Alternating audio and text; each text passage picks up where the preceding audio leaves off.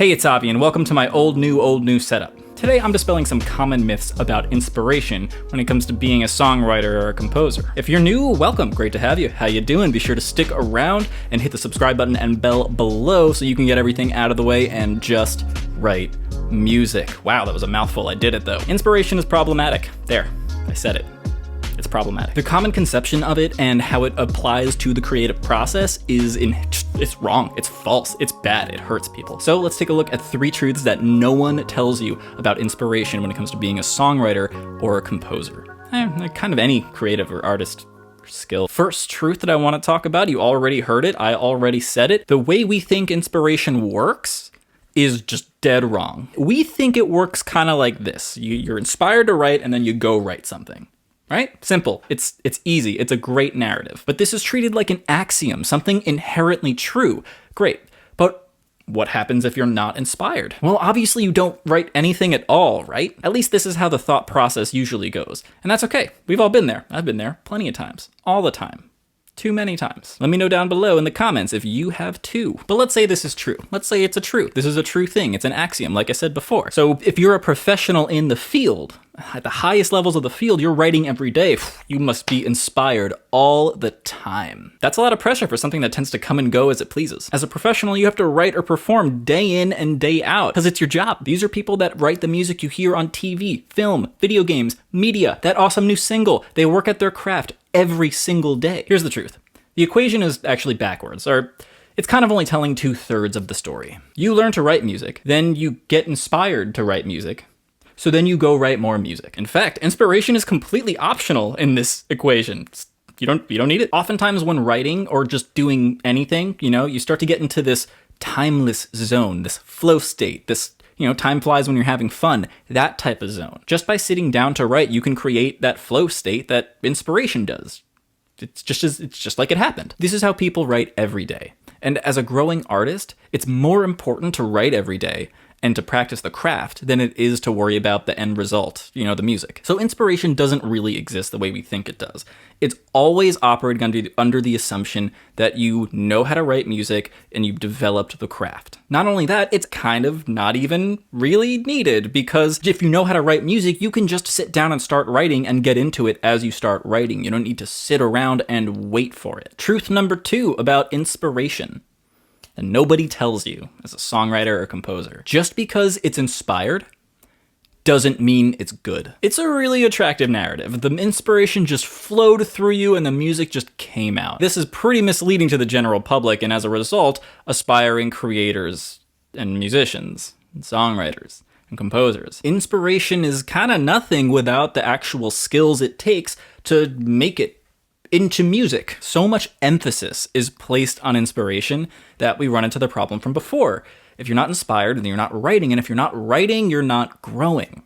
You're not actually writing. You're not actually working at your craft. Writing or practicing your instrument comes first. Inspiration comes second, if at all. Say you are inspired to write something. If you don't know how to play an instrument, or you don't know music notation, can't put stuff down in a notation software, or you don't know how to use a DAW, and virtual instruments, or you don't know how to sing,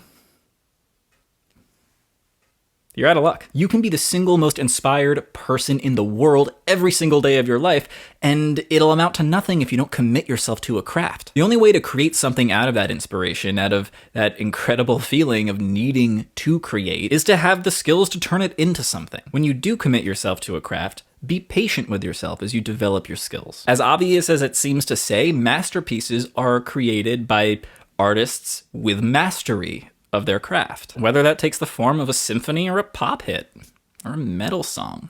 I like metal. Growing these skills will take years, no matter who you are, no matter what you write. As a side note, beware of the Dunning-Kruger effect. Especially as a beginner or an intermediate, you're gonna be tempted to think you know way more than you actually do. This is insidious and can set songwriters and composers back years. Be wary, friend. Okay, so just because it's inspired doesn't mean it's good. It's important to put in the time and to actually commit to a craft, commit to your writing, and commit to actually doing it every day, whether or not you're inspired, so you can get good, so you can actually make the inspiration into something. So that was number 2. Just because it's inspired doesn't mean it's good. Which leads me to my third point, the third truth. Seek creation. not inspiration. There's no real secret here, and we've kind of been dancing around it the whole time. Practice writing, and if you're a musician or an instrumentalist, practice your instrument. If you're doing both, practice both. This is the only way to achieve any amount of proficiency in any skill. Don't wait around to be in the mood to write or practice.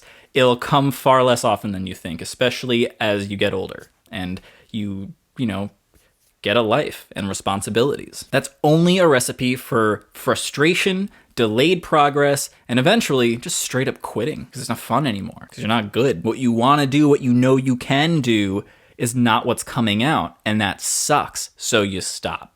I've seen it. I've seen it with my own clients. I've seen it with my colleagues. I've seen it in myself. We've all been there. The only way to do this correctly is to write consistently, one session at a time. Whether you're writing, you're practicing, or both. Doing one of them at a time, but not have them be separate things. Structures are good. And what we're actually doing is focusing less on the music itself, right? The end result of our craft, and focusing on the practice of writing music as an activity. This might seem obvious to you. You might be like, yeah, of course I should write and practice every single day if I'm gonna be good at it. Or you might think this is totally superfluous. Isn't the music that comes out the entire point? Only you can answer that, really. But what is factually correct, no matter what, is the more you create, the more you write, the better you get at hearing what's in your inner ear and dictating that onto your instrument or into the DAW or notation software. That's a fact. You get better the more you do it. This creates a positive feedback loop, which makes you so much better, so much faster at all the things it takes to write music. As a songwriter, composer, arranger, producer, all of those things, get better. Orchestrator, let's throw that in too. I love orchestration. Do you love orchestration? Let me know. I love orchestration. All of those things. You get better at everything the more you do them. You're practicing all those skills when you write. I think we're really focused on the end result so much of the time.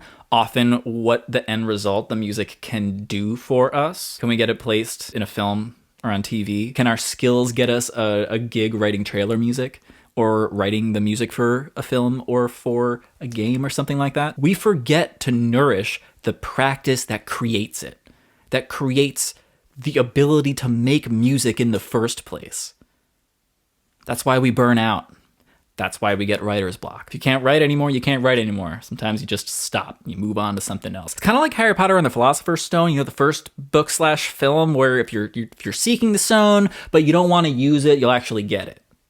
It's like that. Only if you're writing music because you like writing music will you get good enough at writing music to actually achieve your goals as a songwriter or composer, no matter what they might be. So there you have it. Those are 3 truths that nobody tells you about inspiration as a songwriter or composer. First, our view of inspiration is completely wrong. It's not the first part of the process. It's the second part, and it's optional. Second, that all the inspiration in the world won't make our music good. We actually need to work on the technical skills first. Finally, that we need to make sure that we create as much as we can and that we nourish the practice of creating and of writing so that we can actually reach our goals as songwriters and composers. If you want to skip that flippant and flaky inspiration step, you should check out my 3-step SongStarter. We all struggle to get a song going every now and then. When my clients come to me with this problem, I give them this technique, the 3-step SongStarter. It gets them writing in literally just a few minutes, and it can get you writing in just a few minutes too.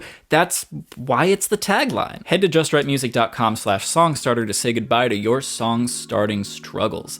There's a link down in the doobly-doo. Thanks so much for watching and for hanging out with me today. Like, comment, and subscribe if you liked the video. I definitely want to hear from you. What's your experience with inspiration? Do you agree with what I said? If you're like, were you like, dude, yeah, like I needed to hear that too? Let me know, you guys. I really want to hear your experience. Cool. I'm Avi, and don't forget to be awesome.